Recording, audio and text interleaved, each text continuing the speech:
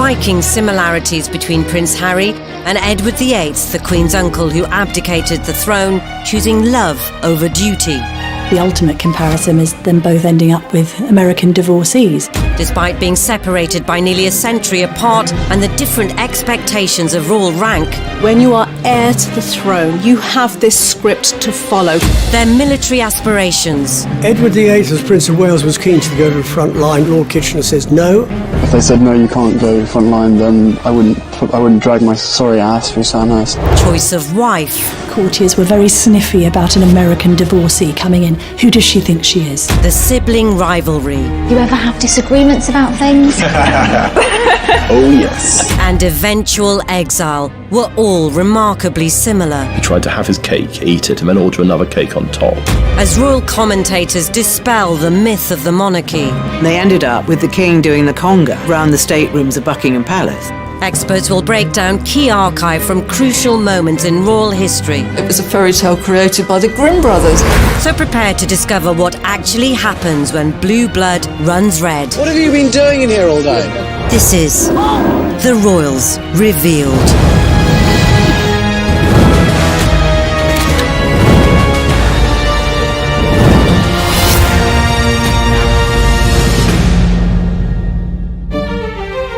In this episode, we'll reveal how Prince Harry and Edward VIII's lives mirrored each other's. Those major royal players trying to find a solution to a constitutional crisis.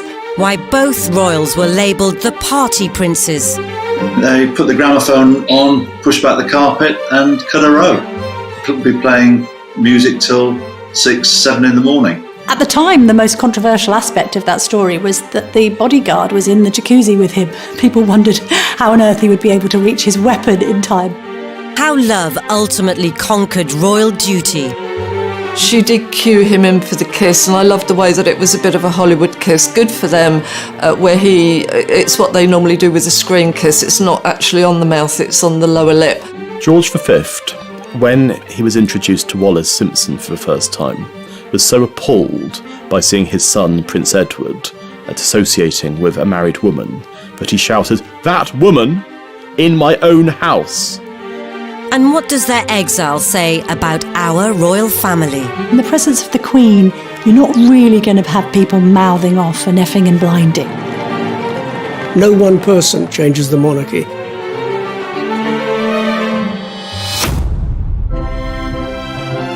From the moment the two princes entered the royal realm, they were destined to experience persistent scrutiny from the world's media. Royal children have always been exposed to prying cameras, whether it's paparazzi or whether it's staff cameramen belonging to newspapers. We had that very famous photograph of Harry sticking his tongue out at photographers. Photographers are not always kosher. They egg on. For example, Harry only stuck his tongue out because the photographers were doing exactly the same. The uneasy relationship with the press continued into Harry's adolescence. Lots was written about Prince Harry's teenage years being that of a royal rebel. He was a playboy prince as far as the press was concerned. There was a bit of that. There was obviously the legendary cannabis smoking and Club H, which was Prince Harry's sort of social scene at Highgrove. And what we saw was Harry falling in and out of nightclubs, sometimes a little bit inebriated, on the odd occasion lashing out at paparazzi. All of these things are damaging perhaps to a certain extent for the monarchy, but actually, interestingly, endeared the public to Prince Harry because there was this sense that he was just a normal lad trying to let off steam. The same can be said of Edward, who, at the impressionable age of 16, became the Prince of Wales. Prince Edward was the golden boy of the royal family. He was probably the first royal pin-up. His face appeared on playing cards, on matchboxes, on tea towels. He was seen as the bright hope of the royal family. But the lofty title didn't prevent his own regal rambunctiousness. They put the gramophone on, pushed back the carpet and cut a row. Could be playing music till 6, 7 in the morning. Because the nickname that Edward had was Peter Pan, and certainly just as Peter Pan wanted to fly to Neverland, Edward wanted to escape Buckingham Palace, a place that he hated and always had bad association. I think with Edward, when you are heir to the throne, you have this script to follow. People practically tell you what to do in order to get there. That is your position in life that you're born to. It is inevitable, perhaps, that at some point you'll want to break loose, find your own voice. With Harry is the spare. He's like, my brother's got this. There is no particular roadmap for me. I'm just going to let loose. And that's what he did. Both princes had grown up with media attention, but they'd also grown up surrounded by the military. I remember him as a 5-year-old strutting down the private road at Kensington Palace in army fatigues and a parachute regiment, red beret, and he loved every minute of it. And it was the army that provided timely escape routes for both princes. But this led to Edward's first serious run-in with the state.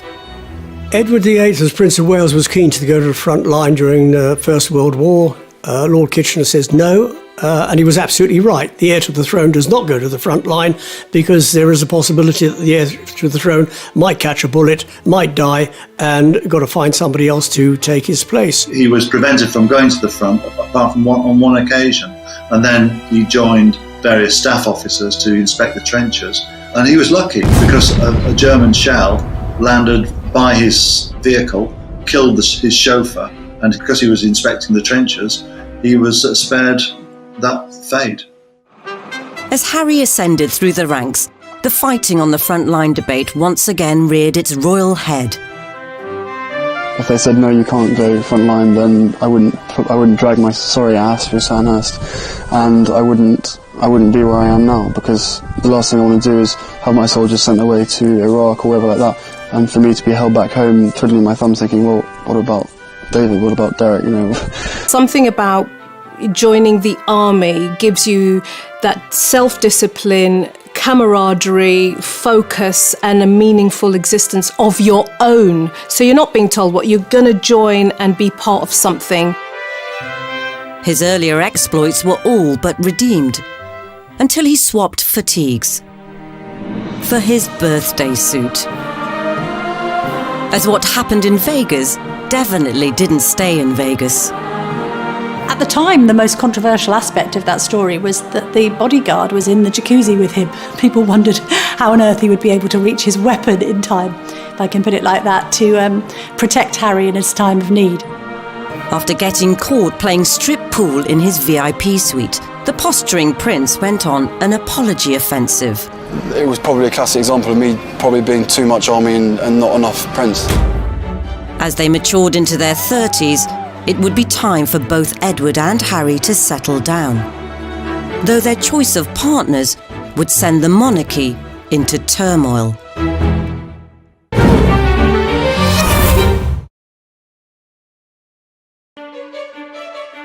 Edward VIII and Prince Harry shared many similarities. Both were skilled in military manoeuvring.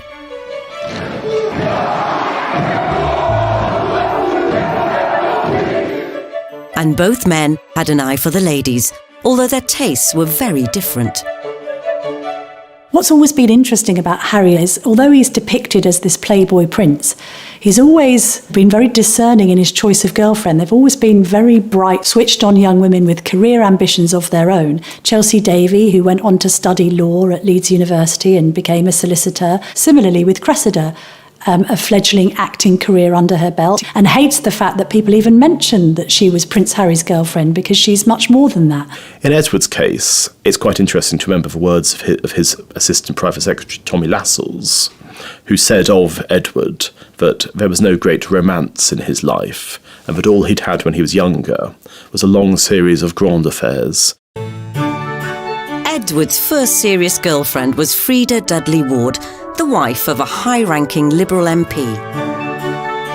This predilection for the married woman may well stem from his relationship with his mother, Queen Mary. She was pretty distant with her children. Now, what do children want? They want that warm maternal attachment. But it sounds to me as if he was familiar with somebody being quite unavailable. So if that is his earliest influence, guess what he's going to look for when he's older? People who are unavailable to him, because he's used to that. Though Edward's and Harry's love lives were different, there was one striking similarity. Of course, the ultimate comparison is them both ending up with American divorcees. Edward had a steamy chat-up line when he first clapped eyes on Wallis Simpson at a country house party in the grip of winter. He asked her, as an American, did she find the central heating poor in these country houses?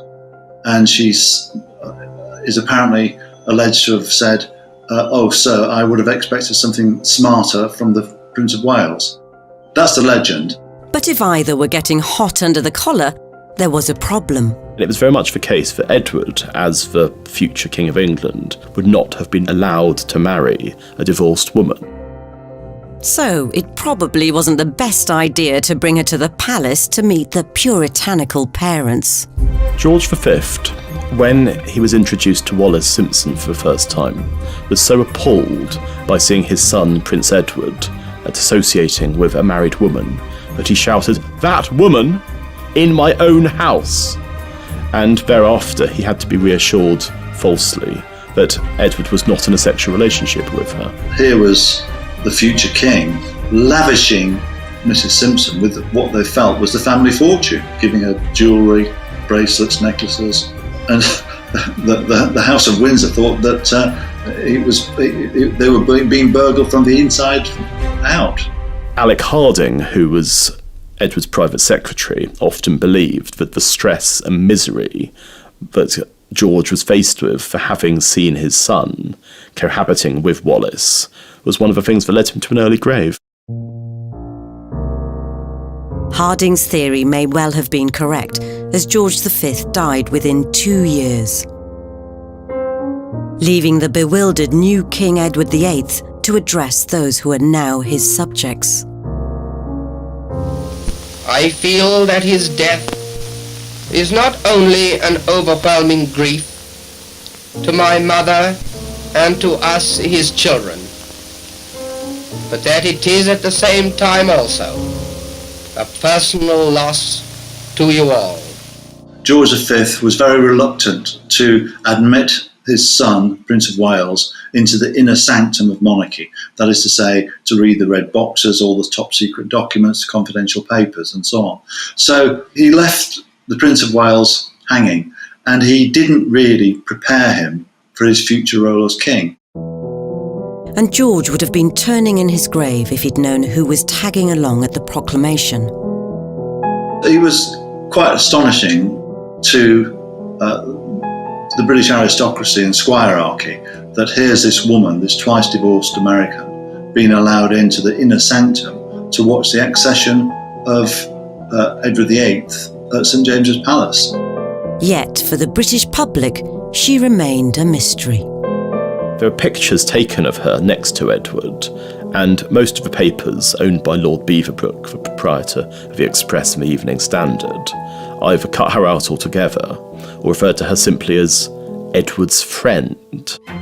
Unfortunately for Harry, there was no such censorship when Meghan came on the scene in 2016. At the time that she met Harry, and I think was a familiar face in the circles of, say, US breakfast shows and red carpet events in LA. I'm a California girl, born and raised, so the flip-flop culture is part of just who I am. I love my cutoffs and flip-flops and being as relaxed as can be. I think it's fair to say that before she was linked to Prince Harry, few people in the UK would have heard of her. But after she was linked to Prince Harry, obviously, she's become one of the most famous women on earth. Yet nothing could have prepared them for how intense the media scrutiny would become from portraying Meghan as the woman who would revolutionise the monarchy. No one person changes the monarchy. It's not something Meghan said when she was going to march into the monarchy and change it.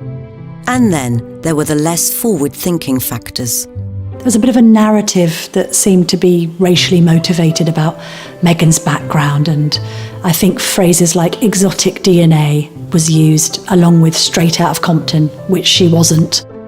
Harry wasted no time in trying to set some ground rules with a statement encouraging a ceasefire to the media bombardment. Harry called that up and said, this isn't right, cover the relationship fairly, by all means, but don't go around besieging family members.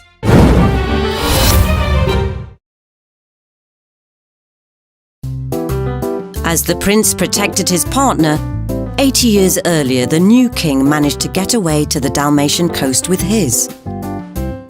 In the summer of 1936, they took a cruise on a boat called the Narlin, which travelled throughout Europe.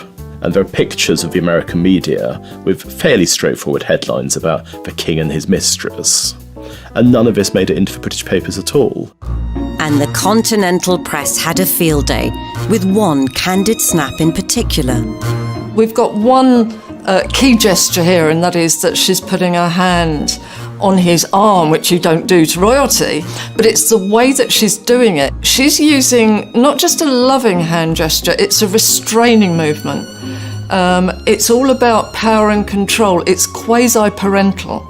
She's put her hand on his arm with the fingers straight, and it's a kind of a stop, restrain, control movement. Not just control over him. It would make her look like a very self-controlled woman as well, because there's a little sideline on this gesture, which is that not only has she got her hand on his arm, she's got her handbag hanging from her thumb. Now, that would only be somebody that was completely confident, completely in control, and knew what they were doing. It's not something many people could pull off. The press took that as a signal to talk about the relationship with Wallace. And it came as a complete shock to the British population. The press were duly dispatched to Wallace's residence, which was enough to send her fleeing to France, so the couple began writing to one another. Wallace used a word called enum, which she used in her letters to Edward, and enum essentially meant frightened and scared.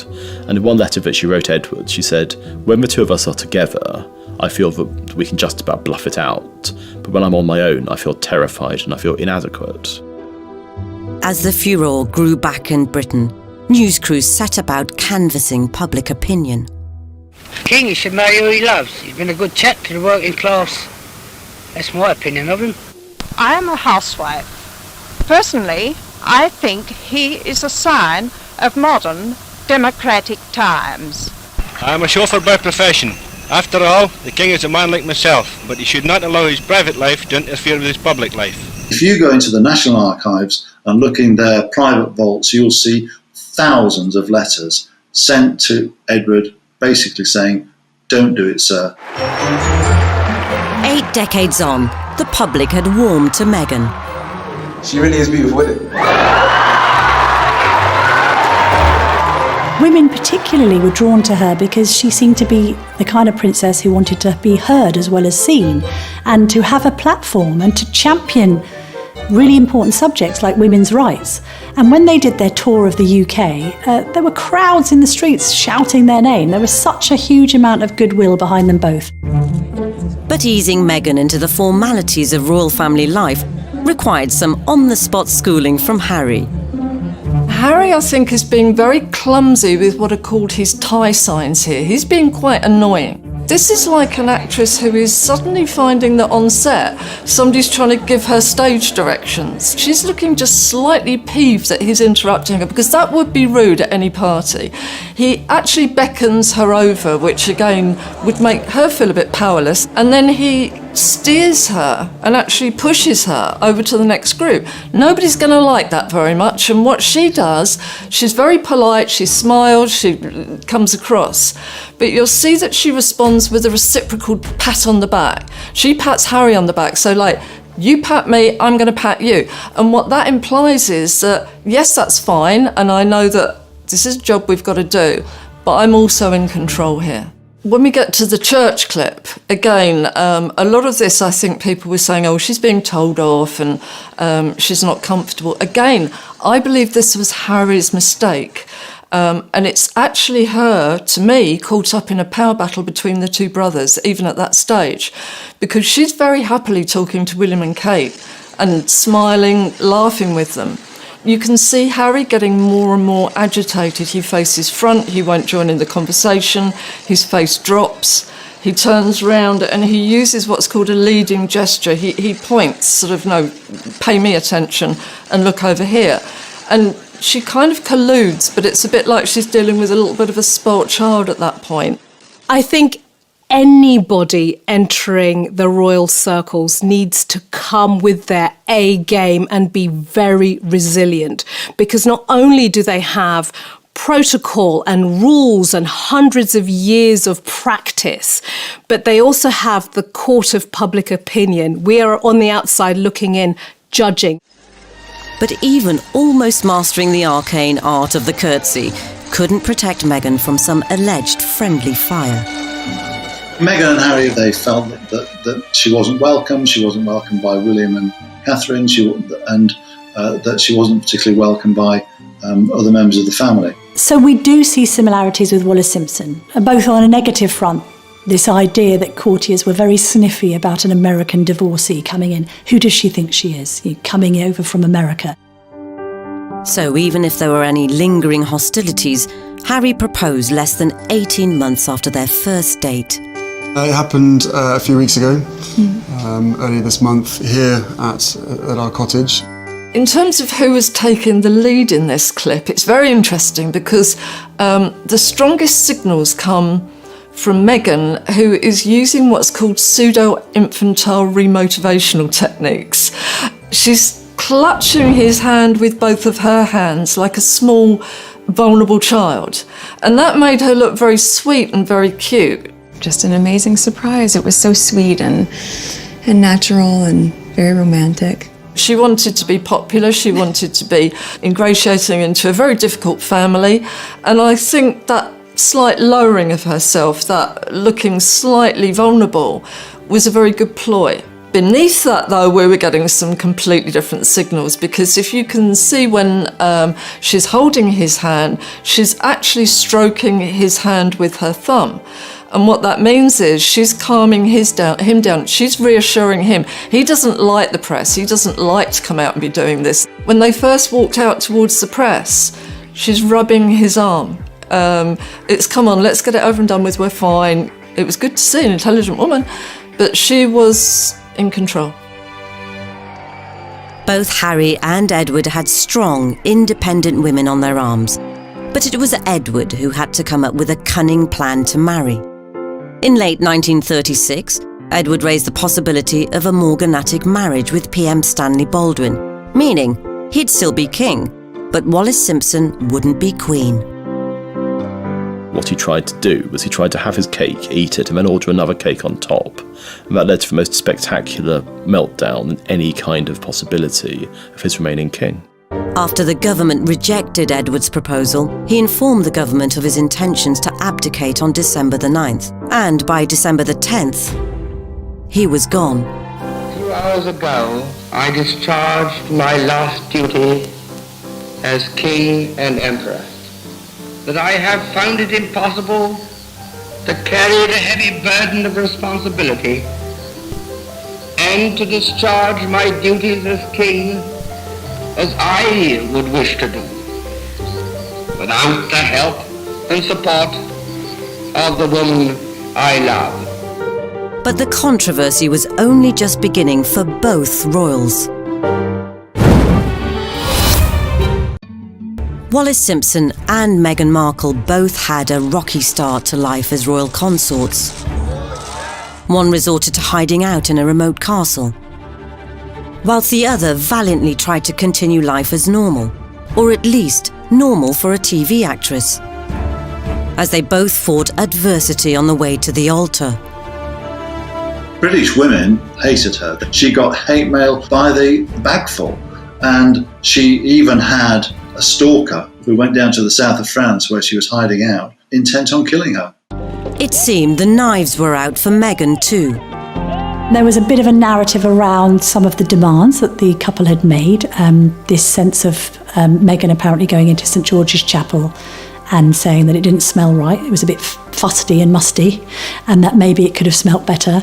Other stories then emerged of Prince Harry effectively telling, we think, one of the Queen's most senior aides what Meghan wants, Meghan gets. It's kind of set a narrative around a couple who were being quite demanding. Wallis had also tried to take control. Wallis Simpson got divorced in October 1936. Her divorce was technically illegal because it involved all of these various things, such as collusion with her husband Ernest. and it's almost certain that Ernest was paid off in order to allow the divorce to take place. So you have to imagine that Wallis, as a divorced woman, was actually in a rather odd position because her decree nisi didn't come through until April 1937. A fortnight later, George VI had been officially crowned. And with Edward VIII downgraded to the Duke of Windsor, the former king could formally seal the deal. But his wedding was unlike any royal nuptials before or since. The king and the commoner became man and wife. Edward's wedding to Wallis involved around a dozen people. It was being held in France with a vicar who was essentially a publicity seeker, because the Archbishop of Canterbury, Cosmo Lang, who hated Edward, had specifically forbade any kind of formal ceremony taking place under the Church of England auspices. As the aged gatekeeper toasts the newlyweds, the Duke and Duchess appear to have their wedding pictures taken. Here comes the bride to join Edward in the happiest moment of their lives. I love the phrase, the happiest moment of their lives. I would say tell his face that, because no, what we're seeing, not particularly blissful, I'm afraid. They present, they stand there very nicely, they smile from the cameras, but again, Edward uses this Windsor male habit of anxiety rituals, and you can see him with the tie, and even more tellingly, when he's facing the cameras, you can see the muscle working away on the side of his cheek. So he was tense and impatient. What I find really telling, though, is when they finish doing the photographs and walk away, she just goes off up the stairs by herself and almost back into this kind of social role with the other people that are up there. And he's left to kind of go round behind them and just stand there. You'd expect them to be welded together at this point. This is their wedding day, the clue's there. And yet she seems more like hostess socialising, but not with him. By the time that they married in the summer of 1937, Edward and Wallis had been the most famous couple in the world. Yet there's an absence of joy. And so if you look at Harriet and Meghan's wedding, and the obviously joyful occasion that was, it was in stark contrast to what had happened 75 years before. A new royal couple, a new chapter, and after the intimacy of the marriage vows, a place on the world stage. When they came out of the church, I think probably the most normal, happily in love couple that we've seen in the royal family, really. I mean, he showboated to the crowds out there. He looked immensely happy, which was very good. I think, he probably, again, it had been a very tense build up to the wedding for him, but we got, I think the old impish Harry came back at that point. She did cue him in for the kiss, and I loved the way that it was a bit of a Hollywood kiss. Good for them, where it's what they normally do with a screen kiss. It's not actually on the mouth, it's on the lower lip, and that means you don't mess the makeup up and everything. So I think they've done a bit of rehearsing, why not? In a rare triumph over the prying press, Harry and Meghan managed to keep their honeymoon destination a secret. Whilst Edward and Wallis openly tested the waters of public opinion around Europe. As the European honeymoon of the American-born Duchess and her royal-born bridegroom draws to a close, they still occupy the center of the stage as the King and Queen of Hearts. Despite the Sussexes' huge popularity all over the world, some areas of the media continued to plague them. Even news they were expecting was seen as fair game for critique. There was so much criticism about Meghan and the way that she kept cradling and holding her baby bum, and I don't know, some people in the press, it's almost like, oh, she's overdoing it and showing it off. So what? No. I think the big problem was that people didn't get that for years and years and years, particularly in the royal family, it was almost seen as a bit obscene when they were pregnant, so they'd end up wearing a bell tent dress, and then suddenly we got a very liberated woman who would wear whatever she wanted to wear, even if it was quite a tight dress, a revealing dress, and constantly cradling the bum. And I would say good for her. She was so clearly in love with her baby bump, which is natural. The trouble is the media seem to have taken offence at this and gone at her quite negatively and made it out that she was doing something unnatural, abnormal, and almost to the point of heinous. And she wasn't. Lots of mothers do that every day, but they're not in the public eye. And I think for Meghan, it may have been another attempt to other her, put her in a different box. Have you seen the way she's behaving? It's not quite the done thing, although there are loads of examples of Kate doing exactly the same thing. Even the decision to not replicate Harry's own newborn on the hospital steps shot was the subject of scorn. Births, deaths and christenings and weddings have always attracted media attention. The media want them. If they didn't let them in, there'd be a tremendous furore, as we saw with the christening of Archie. Harry and Meghan, they didn't want photographers, and there was a lot of adverse press against them. So, you know, it's a catch-22, isn't it? Damned if you do, damned if you don't. Eventually, enough was enough. And in October 2019, the Sussexes released another statement admonishing foul play. The second press statement was effectively suggesting that there was a vendetta or a campaign against Meghan, and that the media wasn't motivated by the right incentives when covering the Sussexes. And that's then taking the coverage extremely personally and suggesting that you are being treated unfavourably, for instance in the case of Meghan against Kate. Again, there's a short memory syndrome going on, because back in the day when Kate was on the scene, she was being called Weighty Katie. Her and Pippa Middleton, her sister, were called the Wisterias because they were fragrant with a ferocious ability to climb. Short memory or not, Harry and Meghan were on the offensive, and they seemed to be handling it personally. Some of the wording of the second press statement was a bit jumbled and a bit confused. It was also laced with Americanisms, and therefore looked as if it was being written by Meghan directly. And when you've already got a narrative of Meghan driving a wedge and Harry being somewhat under the thumb, that only serves to confirm that theory. Regardless of whether Harry may have been wrapped around Meghan's finger, a couple of months later, everything unravelled. The Duke and Duchess of Sussex have announced that they are carving out what they call a new role for themselves. As like his great-great-uncle before him, Harry chose love over duty. I don't believe for a moment Harry forgot his purpose. I think Meghan suddenly found herself in a goldfish bowl that she didn't want to be in. When it was all kicking off, the Royals did what any family would do. They held a meeting. The summit involved the Queen, Prince Charles, the Duke of Cambridge and Prince Harry. To have those major royal players trying to find a solution to a problem that had been likened to the constitutional crisis, the abdication crisis of 1936. And I think, actually, when I spoke to people afterwards, they did stress that it was all quite cordial and controlled, because in the presence of the Queen, you're not really going to have people mouthing off and effing and blinding. And as the press clamoured for answers, Harry, how are the discussions going on your future? The result was a very public separation, as the Queen reluctantly gave Harry and Meghan permission to slink off to pastures new. Did he do it to protect Meghan, or did he do it because Meghan asked him to? You can't be entirely certain, but one thing you can say is that Meghan has always seemed like the dominant partner in that relationship. Like Wallis, she's somebody who seems to have had a hold over him. And there's the famous line, I don't know if it's apocryphal or not, whatever Meghan wants, Meghan gets. And you can imagine that being said exactly the same words, whatever Wallis wants, Wallis gets. In the aftermath of their abdicating announcements, relationships within Edward and later Harry's immediate family were strained more than ever before.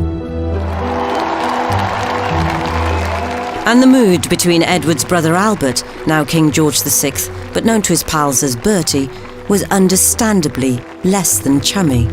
You're not just affecting George VI, you're affecting his entire family. And effectively, you've changed the rules of engagement and you've changed the whole dynamic of what's going to happen next. The recently married Duke and Duchess of Windsor was still followed by crowds wherever they traveled. In Paris, Britain's former king and his bride made the announcement that they were not intending to embarrass the royal family by settling in England. Since then, they have been world travelers. A major problem in the relationship between Edward and George VI after the abdication was money, because Edward VIII had lied about what his financial circumstances were. He was worth around £1 million, which was made up of a combination of cash and property, but he claimed that he was going to be essentially driven out of his own country, a pauper, and so his brother Bertie agreed that he would be given an allowance of £25,000 a year. It was going to be paid out of George's personal money because there was no possibility that Parliament would have voted for public money to be paid to essentially Wallace for all eternity. But when it became clear that Edward had been lying about money, there's all these very angry letters which both of them wrote to each other, and George VI wrote to Edward. The reality of what happened was I was completely misled. I'm not seeking to blame you or anyone else. I know how difficult a time it was, but I was lied to. And I think that you can see thereafter their relationship never recovered. Edward was seen as an embarrassment. In comparison, Harry and Meghan ditched their titles, had to repay £2.4 million for the refurb on Frogmore Cottage, and stopped receiving money from the sovereign grant. Yet the cost to his own brotherly bond may prove to be even greater. We think the initial row started because William might have expressed some brotherly concern that Harry was rushing into things with Meghan. And I think William just thought, hang on a minute, be careful.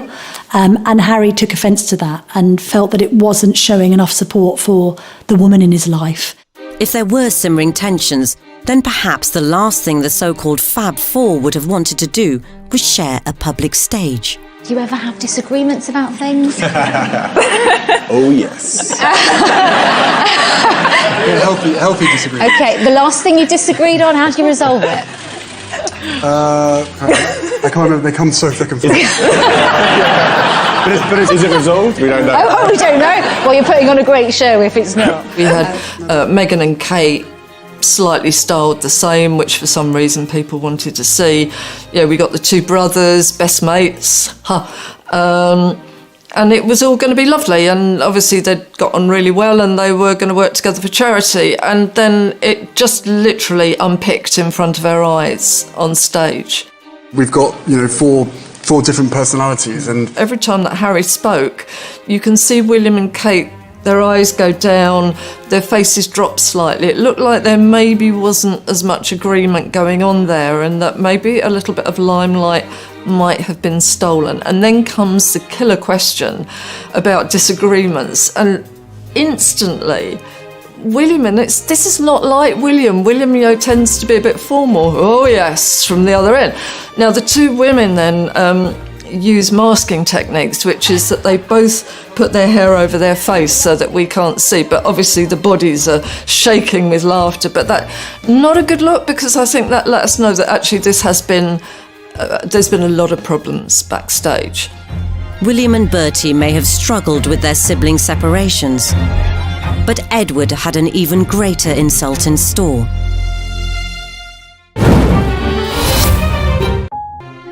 In the months following Edward VIII's abdication and Prince Harry's decision to ditch his royal duties, the old enemy, the media, continued to track both men's movements, desperate to know what would happen next.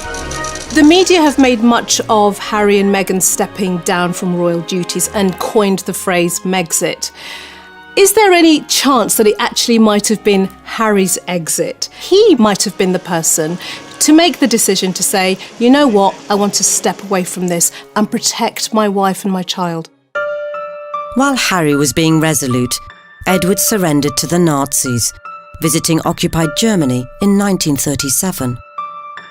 He was somebody who did the most stupid things, going to visit Hitler, giving Hitler a Nazi salute, and being received by him in 1937, when Britain was on the verge of war. It was an action that you can only see through the prism of absolute rank stupidity. And he did so in order to show his wife that being an ex-king wasn't too bad. You still had people calling you Your Royal Highness, which they did. All the kind of perks of being royal were transferred to Nazi Germany. And I don't think it's overstating the case to say that Edward's visit to Germany in 1937 was the single worst thing he ever did. The severely agitated king had no option but to put as much distance between Edward and the Third Reich as possible. And only one punishment was deemed severe enough. He sent him to the Caribbean. He was made the governor there. On the one hand, it sounded idyllic. I mean, while his fellow countrymen were suffering rationing and dying in their millions, Edward was having martinis on the veranda with Wallace. But both of them hated it, because they'd liked their life in Paris. They'd seen themselves as being these cultural sophisticates. And now they were on this small island where they had all the money that they could spend, but nothing to spend it on. He used to phone his brother constantly to give him advice. And it got to the point where George VI told the switchboard operator at Buckingham Palace not to let the calls through. One of the Sussexes' last public appearances came at the Mountbatten Music Festival at the Royal Albert Hall, where they were the reluctant centre of attention. Suddenly she emerged in victorious red. You wear red to be noticed, you don't wear it to kind of hide or anything like that. And the sheath dress that she was incredibly upright in, she had more makeup on than she would normally have worn, and we got the smoky eyes. It was a lot more Hollywood. I think he may have been expecting the old rotten tomatoes to come flying through the air, but he got cheered, and you can actually see as he's getting the applause and the cheering, he's almost growing in confidence at that point. And you can actually see him becoming very tearful as the clapping goes on. He has an accelerated blink rate. You can see him swallowing quite hard, and she kind of pats him to sit down, not because they don't want to be there, but I think he's probably going to dissolve in tears at that point. So I think he was moved and touched. I think they wanted to be there, but I think their worry was that other people didn't want to see them there. Once they found out they were still popular, not a problem. Though the Sussex backstep may not have been as momentous as a king extracting himself from a whole empire, Harry's departure highlights the dilemmas faced by those born to a life in service, and how this can clash with their hopes, desires, and what they believe best for loved ones. They've gone off into the sunset to live in Los Angeles, and I hope they succeed. But he's not got any friends there, and any friends he has made are probably strap-hangers. But as they try and settle in the States, are there painful lessons to be learned from Harry's great-great-uncle? The irony is that they had huge potential as a couple to do good as humanitarians, for charities, but they didn't. They spent their lives going from one party to the next, and it was a fairly vacuous life in the end. And with Edward sometimes travelling alone, rumours of marital difficulties surrounded them for the rest of their lives. Who said there was a rift in this fabulous marriage? If this is incompatibility, I'll take some too. There had been rumours about the fact that the two of them were having problems, and they tried to do something that is now very regular with public figures. They tried to disprove those rumours with their body language in a public display of affection. It's gruesome to watch. It's like a baby rejecting food, the turning of the head. And then it gets worse because, he's not going to let her go, and she pulls her head away. You can see her arching her back. It actually looks as though she's kind of repelled by him. It's awful, absolutely awful. As Harry and Meghan pursue a progressive new role, only time will tell how much or how little we will continue to see of them. I think that the major difference between Harry and Meghan and Edward and Wallace is that Harry has been somebody who's much more attuned to popular feeling than Edward ever was. I know that some people in Britain are glad to see the back of them because they don't think that they've behaved well, but there are others who thought, fair play, you're prioritising your immediate family and you want to do things differently and you want to make some money, go and do it. I see their mission far more rewarding, ultimately, than that of Edward and Mrs. Simpson. Whatever their future holds, one thing is clear. If Harry is to ensure he won't end up languishing in another country like Edward did, he must find a new sense of purpose and maybe, just maybe, tone down his vitriol against the press if one day they return to frontline royal life.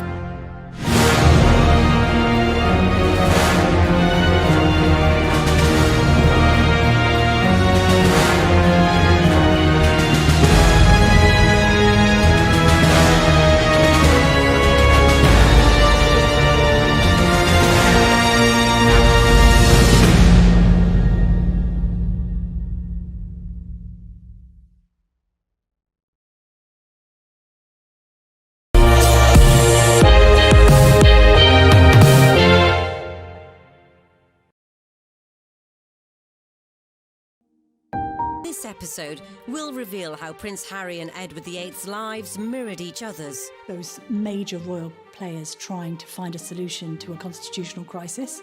Why both royals were labelled the party princes. They put the gramophone on, push back the carpet and cut a row. Could be playing music till 6, 7 in the morning. At the time, the most controversial aspect of that story was that the bodyguard was in the jacuzzi with him. People wondered how on earth he would be able to reach his weapon in time. How love ultimately conquered royal duty. She did cue him in for the kiss, and I loved the way that it was a bit of a Hollywood kiss. Good for them, where it's what they normally do with a screen kiss. It's not actually on the mouth, it's on the lower lip. George V, when he was introduced to Wallis Simpson for the first time, was so appalled by seeing his son, Prince Edward, associating with a married woman, that he shouted, "That woman in my own house!" And what does their exile say about our royal family? In the presence of the Queen, you're not really going to have people mouthing off and effing and blinding. No one person changes the monarchy.